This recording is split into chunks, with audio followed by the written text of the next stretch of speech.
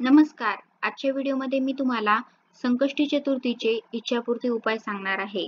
तुमची मनोकामना पूर्ण व्हावी असे तुम्हाला वाटते का? अहो मग गणपती बाप्पांना शरण जा.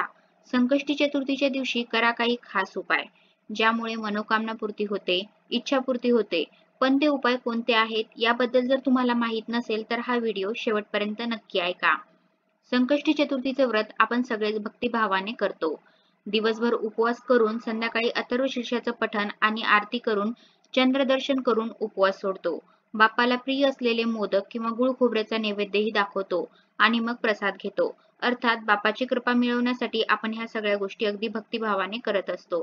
पण जर तुम्हाला तुमची इच्छा पूर्ण व्हावी असं वाटत असेल तर मात्र एक खास उपाय तुम्ही करायला हवा.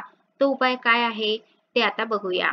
शास्त्रामध्ये हत्तीला यश आणि शांतीचं प्रतीक मानलं जातं. असं म्हणतात की हत्तीची मूर्ती घरात ठेवल्यानं सर्व मनोकामना पूर्ण होतात. ज्या घरात हत्तीची मूर्ती असते त्या घरावर गणेशाची कृपा राहते. हत्ती हे वैभवाचं प्रतीक आहे.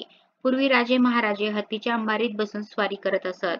आताच्या काळात हत्ती पाळणं जरी शक्य नसलं तरी हत्तीची पितळाची किंवा काष्ट अर्थात लाकडाची मूर्ती आपण आपल्या घरात नक्कीच ठेवू शकतो. त्यामुळे मूर्तीमुळे निर्माण होणारी सकारात्मकता तुम्हाला वैभव प्राप्तीकडे घेऊन जाते.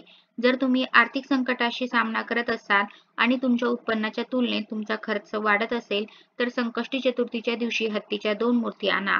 दोन्ही मूर्ती घराच्या मुख्य दारात ठेवा. असं केल्याने नकारात्मक ऊर्जा घरात प्रवेश करत नाही आणि कुटुंबात पैशाचा प्रवाह वाढू लागतो. हत्ती ठेवण्याचे काही नियम मात्र आहेत. लक्षात ठेवा की काळ्या रंगाच्या हत्तीचा पुतळा कधीही खरेदी करू नका.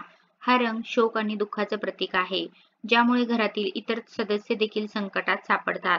त्याऐवजी पांढऱ्या रंगाच्या हत्तीची निवड करा. त्यामुळे कुटुंबात सकारात्मक ऊर्जेचा प्रवाह वाढतो. पांढरा हत्ती मिळाला नाही तर राखाडी किंवा तपकिरी रंगाचा हत्ती सुद्धा चालेल. मात्र काळा हत्ती आणू नका. हत्तीच्या मूर्तीचे मुख हे कोणत्या दिशेला असावे हे देखील माहीत असायला हवे. तुम्ही हत्तीची जोडी खरेदी करत असाल तर ते एकमेकांसोबत उभे राहणार नाहीत याची काळजी घ्या.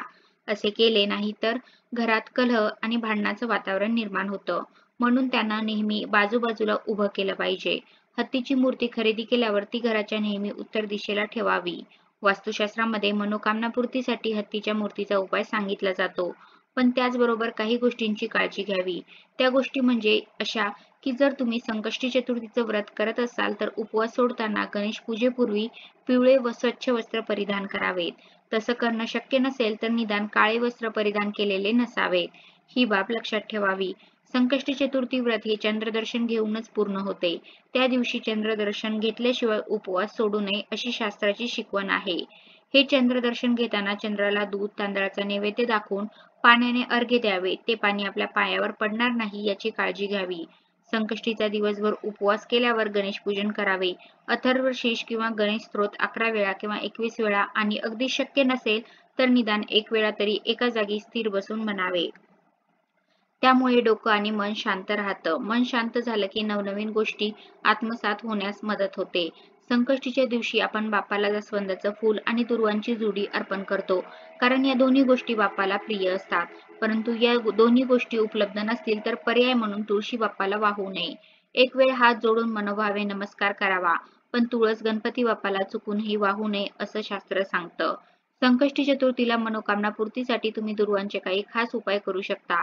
दुर्वांचे काही खास उपाय करून तुम्ही तुमच्या आर्थिक, शारीरिक आणि मानसिक समस्यातून मुक्ती मिळवू शकता.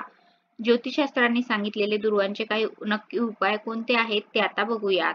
बाप्पांच्या आवडत्या दुर्वाशिवाय गणेश पूजा अपूर्ण मानली जाते. म्हणूनच जेव्हा ग्रहप्रवेश, मुंज, विवाह असे शुभ कार्य केले जातात तेव्हा गणेश पूजेला दुर्वा वापरल्या जातात. याशिवाय बुधवार आणि चतुर्थीच्या पूजेतही दुर्वा वापरतात. या दिवशी दुर्वांचे काही उपाय खूप चमत्कारी ठरतात. तुळशीचा असा अनुभव अनेकांना आला असेल. चला तर मग जाणून घेऊया की आपल्या आर्थिक समस्या सोडवण्यासाठी आपण दुर्वांचा कोणता उपाय संकष्टी चतुर्थीला करू शकतो, ज्याचा आपल्याला नक्कीच फायदा होईल. आता वळूया उपायांकडे. गणेश पूजेत दुर्वा, विष्णू पूजेत सत्यनारायण पूजेत तुळस, शंकराला बिल्वपत्र. असा अभिषेक कशासाठी केला जातो तर त्या निमित्ताने पूजेत आपलं लक्ष केंद्रित व्हावं, मन स्थिर व्हावं. आपण गवताला दुर्वा म्हणत नाही तर गवतातून निवडलेल्या त्रिदलाला दुर्वा म्हणतो. आपण त्या बाप्पाला अर्पण करतो. याचाच अर्थ हे काम अतिशय मन लावून करायचं आहे. मन एकदा का शांत आणि एकाग्र झालं की पुढचे मार्ग आपोआप मोकळे होत जातात आणि चमत्कारही आपोआप घडतात. संकष्टी चतुर्थीच्या दिवशी दुर्वा वापरण्याची एक पद्धत आहे. जर तुम्ही आर्थिक संकटातून जात असाल आणि तुमच्याकडे पैसा नसेल तर गणेश चतुर्थीला किंवा कोणत्याही शुभ मुहूर्तावर 5 दुर्वांमध्ये दोऱ्याला 11 गाठी घालून त्या दुर्वांचा छोटासा हार बाप्पाला अर्पण करावा. असं केल्याने आर्थिक संकटातून सुटका होते असं म्हटलं जातं. आपली मनोकामना पूर्ण करण्यासाठी गाईच्या दुधात दुर्वा मिसळून त्यापासून तयार केलेले गंध कपाळाला लावा. असं केल्याने तुमची मनोकामना लवकर पूर्ण होते. ज्योतिषशास्त्रानुसार सुद्धा घरातील संकटातून सुटका होण्यासाठी रोज गाईला चारा तसंच दुर्वा खाऊ घाला. असं केल्याने कौटुंबिक नात्यांमध्ये प्रेम भावना वाढते. कुटुंबातील कलह कमी होतो. गणेश चतुर्थीच्या दिवशी बाप्पाला 21 दुर्वांची त्रिदल अर्पण करा. त्याचबरोबर अथर्वशीर्षाची 21 आवर्तन म्हणा किंवा तुम्हाला अथर्वशीर्ष म्हणता येत नसेल तर कमीत कमी ते ऐका. त्यामुळे सुद्धा गणेश कृपा होते. गणेशाच्या पूजेमध्ये दुर्वा वापरल्याने आर्थिक उणीव भासत नाही. उलट आपल्या कामात यश मिळून कुबेराप्रमाणे धन प्राप्ती होते अशी ही मान्यता आहे. बुधवार आणि चतुर्थीला गणेश मंदिरात 11 दुर्वांची जोडी अर्पण केल्याने बुध दोष दूर होतो आणि गणेशाची कृपा होते. बुध दोष दूर झाल्यामुळे वाणी दोष दूर होतात. तसंच आपल्याला व्यापारातही बरकत मिळते. आपले उत्पन्न वाढते. यापैकी कुठलाही एक छोटासा उपाय भक्तिभावाने मनापासून तुम्ही करून बघितला तर नक्कीच गणपती बाप्पा तुमच्यावर प्रसन्न होईल. गणपती बाप्पा हे मोठं जागृत दैवत आहे. सगळ्याच गणेश भक्तांना याचा अनुभव येतच असेल. जेव्हा जेव्हा आपल्यावर संकट येतं आणि आपण गणेशाला आपल्या मनापासून हाका मारतो तेव्हा गणपती बाप्पा आपल्या हाकेला नक्कीच ओ देतात आणि आपलं संकट दूर करतात, कारण तो विघ्नहर्ता आहे. अशा प्रकारे आजच्या व्हिडिओमध्ये मी तुम्हाला संकष्टी चतुर्थीचे इच्छापूर्ती उपाय सांगितलेले आहेत. धन्यवाद.